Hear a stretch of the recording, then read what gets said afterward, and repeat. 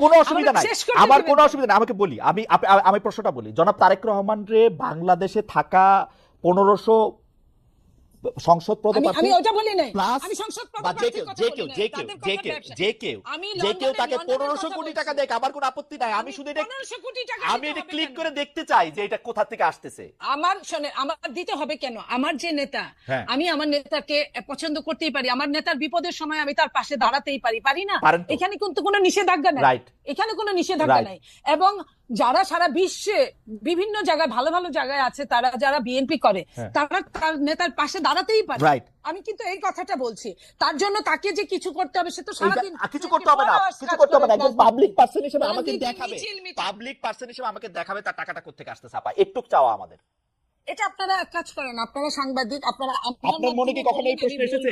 আমি যখন 1 মাস বয়সী, 1 মাস বসে কোথায় পাবো তারেক সাহেবকে জিজ্ঞেস করার জন্য? আপনাদের ছাড়া কারে পাবো জিজ্ঞেস করতে? আপনাদের সঙ্গে তো তার ভার্চুয়াল মিটিং হয়, হচ্ছে আপনাদের সঙ্গে হয়তো হবে সামনে, অনেকের সাথেই হয়, তো আপনারা ওইখানেই জিজ্ঞেস করেন উনাকে, আপনারা জিজ্ঞেস করতেই পারেন আপনার ভার্চুয়াল কাছে মিটিং কি এ মনে হয় সাংবাদিকদের আপা? সঙ্গে যেদিন আপা আমি প্রশ্নটা একটু অন্যভাবে করি। আপনার কাছে কি মনে হয় যে বিএনপি যেভাবে অর্থনৈতিকভাবে চাঁদা বলি, টাকা বলি, যেটা যেভাবে হ্যান্ডেল করে বা মানুষের টাকা, এটা কি আসলে স্বচ্ছ? মানে দিস ইজ দ্য আইডিয়াল, এইটাই করা উচিত এনসিপি। আমি আপনাকে একটা কথা বলি, বাংলাদেশের যে সিস্টেম রাজনীতিবিদদের জন্য, রাজনীতির, আমি সত্যিকার মন থেকে বলছি আপনাকে, সেই সিস্টেম কোনোটাই ভালো নয়। যে বলেন না, পকেটের সংখ্যা যত বাড়ে, পকেট মারের সংখ্যা ততই বাড়ে। অ্যাবসলিউটলি। তো ওই যে ওই পকেট মারের সংখ্যা বাড়াটা নেগেটিভ রাজনীতি, নেগেটিভ প্রতিযোগিতা, নেগেটিভ প্রশাসনিক কার্যক্রম, নেগেটিভ সবকিছু, এগুলা কিন্তু বাংলাদেশে কোনো তুলনাহীন হতেই আছে। তো সেই জায়গায় আপনারা পজিটিভের জন্ম দেন, পজিটিভের জবাবদিহিতা, ট্রান্সপারেন্সির জন্ম দেন। সেইখানে প্রত্যেকেই, আপনি যে বলছেন যে চমৎকার একটি কথা ডক্টর সাবির বলছিল যে আমরা কিন্তু আন্দোলনে কে আগে ছিলাম, কার কত কৃতিত্ব, সেটার ভাগ নিতেছি। এই নতুন বন্দোবস্ত করার ভাগ নিব না? আমরা একটু দেখাবো না যে 2025 থেকে বিএনপির টাকা হইলো এই? না, ওটা তো আমি বলি আপনাকে, ট্রেবিন যেটা বলছে এটা একদম ডাহা ডাহা ভুল, আমি মিথ্যা বলবো না। ভুল এই জন্যই যে আপনার জেবিনরা কি বলছে, বাংলাদেশকে একটা সুন্দর স্বপ্ন দেখাইছে, বাংলাদেশের সব প্যারেন্টসদেরকে, বাবা মাদের, তারা একদম আলাদা বাংলাদেশ করবে। আলাদা বাংলাদেশকে আমি অধম, তুমি তারও চেয়ে অধমতর, অধিকতর অধমতম হইবে না, এটা তো না। এটা কবি কি বলেছে? আপা আমরা আওয়ামী লীগ প্রসঙ্গে আসি, আমরা একদম শেষ পর্যায়ে। আমার হাইপোথিসিস মার্কা প্রশ্নটা একটু শুনেন। বিএনপি যে 15 বছর ব্যর্থ হয়েছে, এর কারণ হচ্ছে আমরা কেউ বিএনপির পাশে যাই নাই। আর ওরা যে ব্যর্থ হইতেছে এই দায়ও ওদের না, আমরা কেউ ওদেরকে সাহায্য করতেছি না কিন্তু আসলে। না, ওদেরকে যারা সাহায্য অবশ্যই করছে, আপনার অরিজিনাল মাস্টারমাইন্ড ওদের সাথেই আছে। আচ্ছা ঠিক আছে, আওয়ামী লীগ প্রসঙ্গে একটু বলেন, আওয়ামী লীগ প্রসঙ্গে একটু বলেন আপা। আপনারা কি আসলে আওয়ামী লীগের, মানে আপনারা যত গালি আওয়ামী লীগ শাসন আমলে দিতেন, এখন গালি একটু কমে গেছে মনে হয়? আপনাদের সাথে কি কোনো একটা আমি একটা জিনিস বলি শোনেন, যে মানুষটা চোখের সামনেই নাই, যে মানুষটার সবকিছু নিয়ে পালিয়েছে, যে মানুষটাকে ধরতে পারছে না, যাও ধরার কথা সেটা সরকার ধরছে না, যে মানুষটা আমার সামনে নাই। আজকে কথা কি ছিল, আমার সঙ্গে জেবিনের টকশো করার কথা ছিল না, আমার সাথে আওয়ামী লীগের একজন হয় পতিত নেতা, এমপি বা মন্ত্রী, এদের সঙ্গে করার কথা ছিল। সো যে মানুষটাই নাই, তার নিয়ে আকাইমা খালি মানে গিবত করাটা, এটা গিবতের পর্যায়ে পড়ে। আর বিচারটা আমাদের চেয়ে, বিএনপির চেয়ে পুর খাওয়া, এই 15.5 বছর কত যে পুকুর পাড়ে, ঘাটে ঘাটে আপনার কি ডুবার নিচে, হঠাৎ করে আওয়ামী লীগের প্রতি আপনাদের একটু ভালোবাসা বাড়ছে কিনা মনে আপা সেটা বলেন।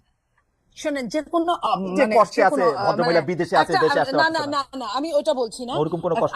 আমরা বিএনপি হলো এরকম একটা দল, উদারনৈতিক দল। বিএনপি হলো এরকম একটা দল, যে দলটা এরকম, যে একটা বাঘ 10টা মানুষ খেয়ে ফেলছে, তারপরে বাঘটা গুলি খায়, আহত হয়ে কাতরাচ্ছে, বাঘটার কাছে হয়তো 1 গ্লাস পানি নিয়ে গেল।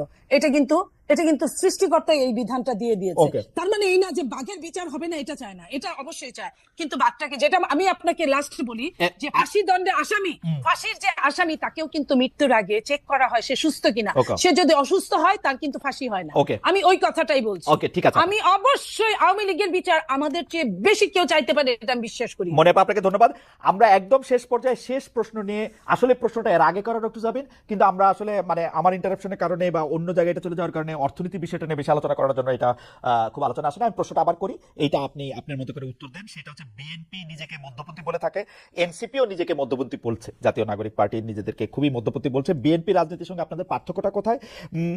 আমরা আসলে জামাত ইসলামী নেতাদের সঙ্গে, খেলাফত মজলিসের মামুনুল হক এর যে রাজনীতি, তার সঙ্গে বিএনপির তুলনায় এনসিপি নেতাদের উঠা বসা বেশি দেখতে পাচ্ছি, সংস্কার বিষয়ে চাহিদা কাছাকাছি দেখতে পাচ্ছি। আপনি যদি একটু বলেন যে বিএনপি রাজনীতির সঙ্গে আপনাদের পার্থক্য কোথায়, কার রাজনীতির সঙ্গে আপনাদের মিলটা কোথায়? ডক্টর জাবিন।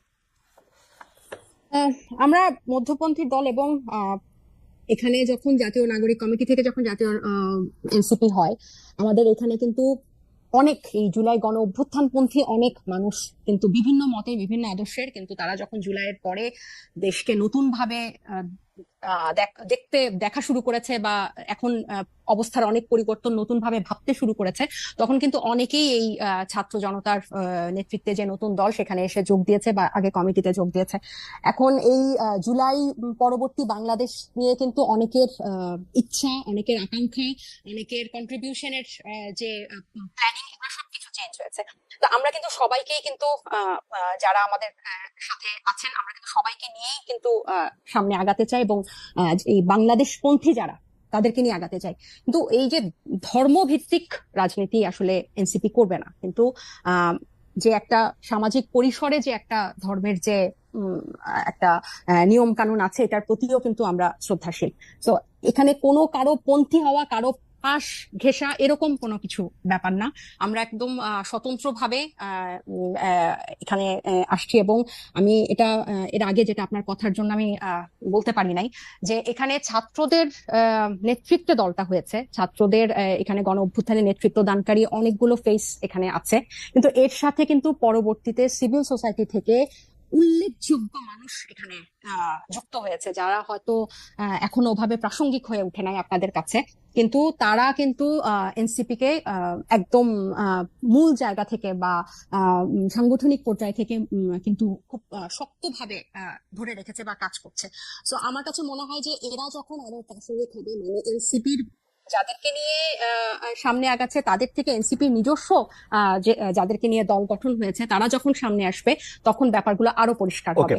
ফাইন। আর আর আরেকটা হচ্ছে যে কারো মানে জামাত বা হচ্ছে অন্য কোনো ইসলামিক দল বা ওরকম কারোর সাথে কিন্তু মানে একসাথে লিয়াজু বা ওরভাবে এক করে মধ্যমপন্থী না।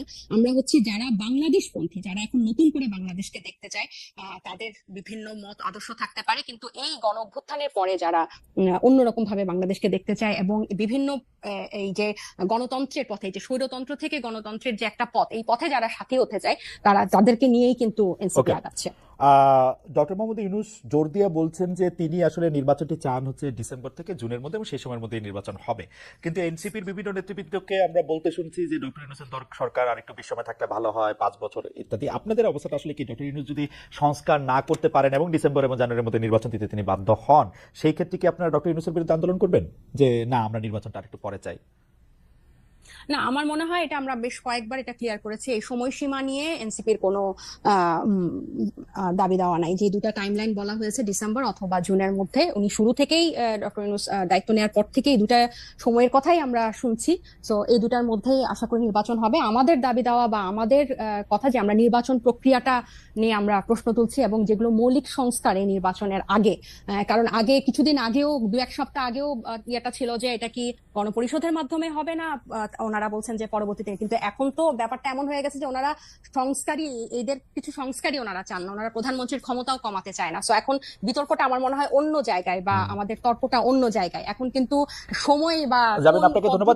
নির্বাচন হবে আমার মনে হয় বোধহয় আমরা আপনার বক্তব্য একদম পরিষ্কার, কোন পদ্ধতিতে নির্বাচন হবে সেটা, এবং সময় নিয়ে আসলে এনসিপির কোনো অবস্থান নেই। মনিয়াপা, আপনি এক লাইনে বলবেন কিনা, যদি আসলে আপনারা ডিসেম্বরের জুনের মধ্যে নির্বাচন না দেখেন, তাহলে আপনারা ডক্টর ইউনূসের এগেইনস্টে আন্দোলন করবেন কিনা এবং আওয়ামী লীগকে সাথে নিয়ে আন্দোলন করবেন কিনা? মনিয়াপা, ডিড ইউ লুজ মনিয়াপা? হ্যাঁ, মনিয়াপা বোধহয় ডিসকানেক্টেড হয়ে গেছেন। আমরা মনে হয় আজকে আর এই প্রশ্নের উত্তর আমরা শুনতে পারলাম না। ডক্টর তাসনিমা যাবেন।